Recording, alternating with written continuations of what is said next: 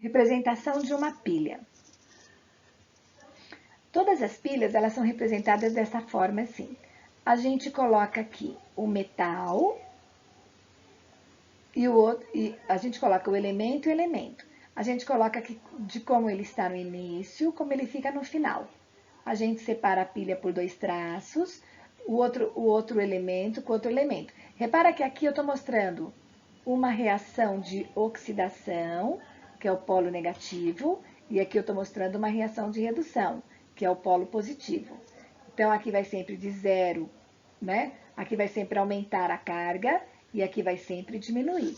Então, ó, aqui aumenta a carga e aqui diminui a carga. Sempre vai ser assim, ok? Vamos ver então como é que fica a pilha de Daniel. Olha lá, ó. O zinco, ele está saindo de 0 e indo para 2, porque ele está no polo negativo. Então, ele está aumentando a carga, está indo de 0 para 2. E o cobre está indo de 2 para 0, ele está diminuindo a carga, porque ele está no polo positivo. O polo negativo, ele é chamado de ânodo, e o polo positivo é chamado de cátodo. E esses dois traços estão separando a pilha.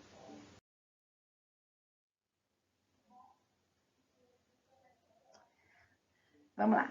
A ponte salina terá uma solução salina com eletrólito forte, onde vai ter a separação de íons, a passagem de íons, sempre para neutralizar as soluções. Sempre você deve usar um sal cujo cátion seja o mesmo elemento do metal. Daqui a pouco a gente já vai fazer cálculos, não é isso? E o cálculo que a gente vai fazer nessa matéria é o único, aliás, por enquanto, sobre pilha, né? É a DDP. E a DDP também é chamada de força eletromotriz. E a gente usa para calcular as diferenças dos potenciais dos metais. Sempre vai ser o maior potencial menos o menor. Todos os metais tendem a perder elétrons. Os metais não ganham. Vamos falar, então, das diferenças do polo negativo e do polo positivo que a gente viu no desenho. Polo negativo. O polo negativo é o ânodo e o polo positivo é o cátodo. Então, no polo negativo, de onde saem os elétrons pelo circuito externo. Lá no polo negativo, a placa sempre vai corroer, porque vai sofrer uma oxidação. Já no polo positivo, a placa vai aumentar, é onde vai sofrer redução. A solução fica muito mais concentrada do que no polo negativo do que no polo positivo. O polo negativo sempre vai ter maior potencial de oxidação, enquanto que no positivo vai ter maior potencial de redução. É no polo negativo que fica sempre o agente redutor, então lá vai ter reação de oxidação. E no positivo está o agente oxidante, então vai ter a reação de redução. Essa é uma tabela que geralmente ela é dada como potencial de redução. Toda vez que tiver uma tabela, você sempre vai olhar isso. Ah, qual a tabela que está sendo dada? Tabela de redução ou é a tabela de oxidação? Bom, não importa qual seja. Se for de oxidação, apenas a diferença vai estar a diferença nos sinais. Que a tabela de oxidação muda apenas o sinal, tudo bem? Então, por exemplo, se eu quiser saber o potencial de oxidação do lítio, se aqui é menos 3,04, o potencial de oxidação dele é mais 3,04 e assim por diante. Então, nessa tabela é apenas o valor de potenciais. E esses potenciais, então, são os que nós usamos para calcular as DDPs. Aqui está dando os potenciais a 25 graus, certo? Então, ele também está dando aqui para a gente as semi-reações de cada um. Repara que todas elas estão sofrendo redução, de 2 para 0, de 2 para 0, tá vendo? Porque é potencial de redução. Vamos ver um exemplo típico. Ele está dando uma pilha, olha bem para esse desenho. O desenho é de zinco e cobre, tá? Aqui não tem nada, então a gente pode falar que aqui é o zinco e o cromo, de carga zero. E ele está dando dois potenciais, e esses potenciais são potenciais de redução. Aí ele pede assim, Qual será o polo negativo?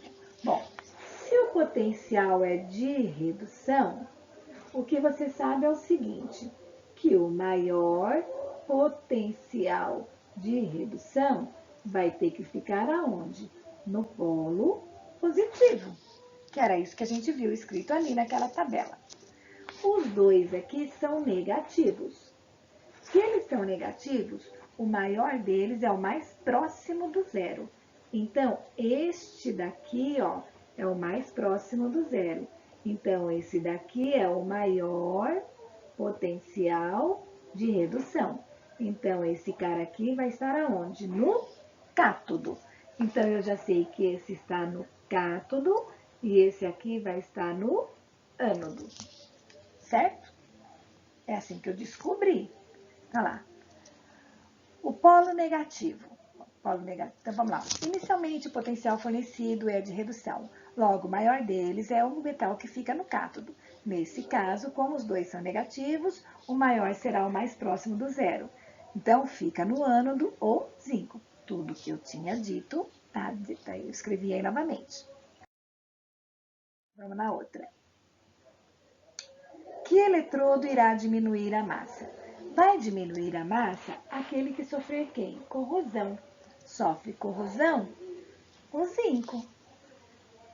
Que solução ficará concentrada? Quando eu falo aquela que ficará concentrada, é a que fica mais concentrada.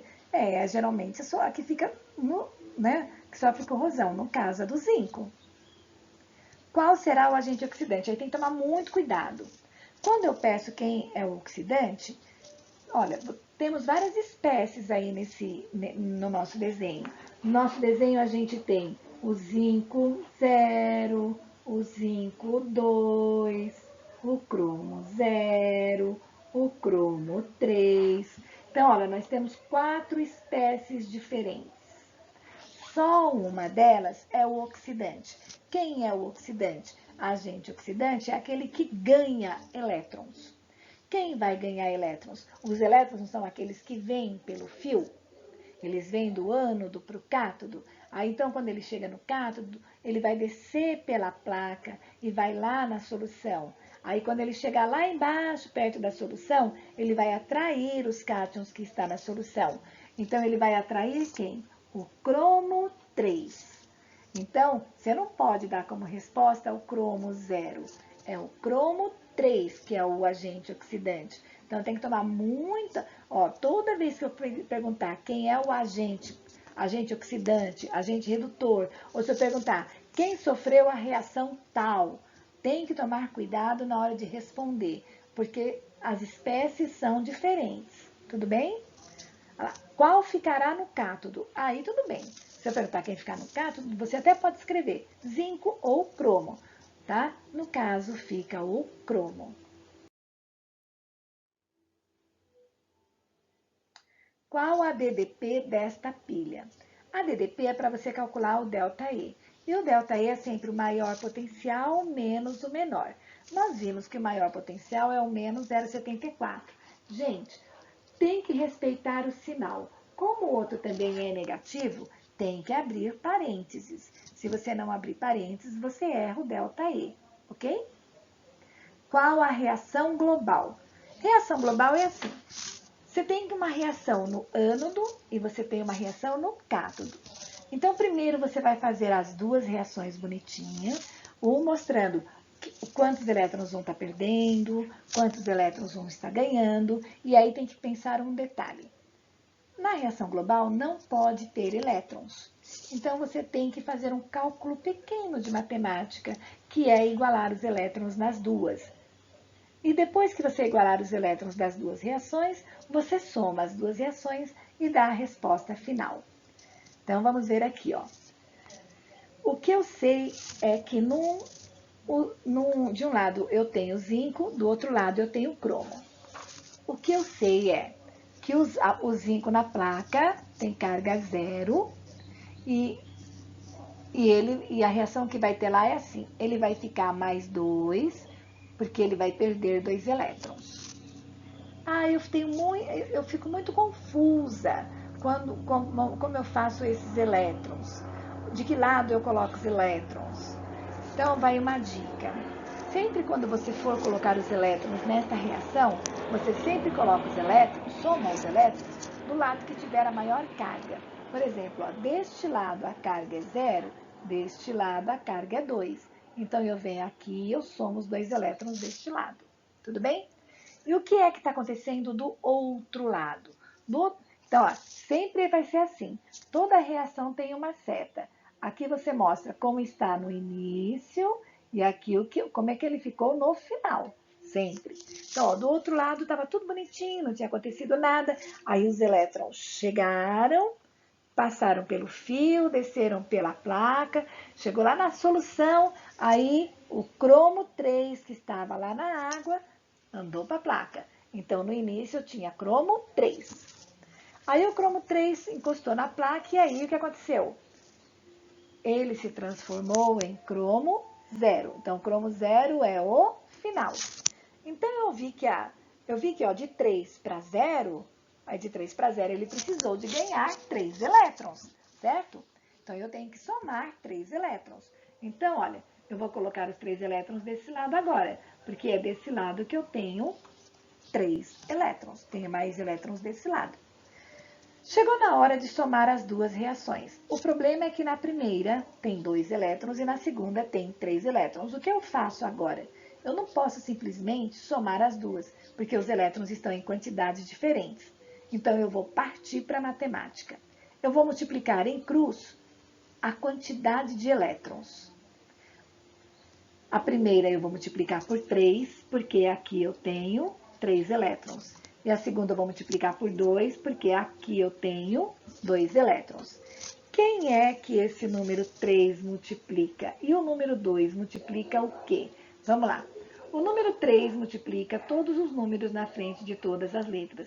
Que nem aqui vai multiplicar esse 1, aqui vai multiplicar esse 1 e aqui vai multiplicar esse 2. Ah, e vai multiplicar a carga elétrica? Ou seja, vai multiplicar esse mais 2 aqui? Nunca. Só multiplica os números que estão na frente dos elementos. Então, olha lá. Tá vendo? A mesma coisa com o de baixo. O 2 vai multiplicar esse número 1, vai multiplicar esse 3, vai multiplicar esse 1. Olha lá. Agora eu vou somar. Quando você soma, você passa um traço e os elétrons, ó, 6 elétrons desse lado, 6 elétrons do outro lado, já cancela. Como a seta está bem aqui, separa. Quem está desse lado, você põe, sobrou aqui. Quem está do outro lado, você coloca aqui. Pronto, acabou. Esta daqui é a reação global da pilha. Olha só, presta atenção nessa reação global, vamos ver. A reação global está dizendo assim, ó, que o zinco inicialmente era metálico. E o cromo inicialmente estava na solução, tá vendo? Porque era mais 3. No final, o zinco foi para a solução, porque ele virou cátion. E o cromo, ele virou metal. Então, eles trocaram de lugar. E essa troca de lugar, ou seja, um sofreu oxidação e o outro sofreu redução, teve uma transferência de elétrons para que isso aconteceu, tá vendo? O elétron sai de um e vai para o outro. E essa transferência de elétrons, conforme os elétrons saem de um e vai para o outro, é o que gera a corrente elétrica. Então, produz corrente elétrica. Ok?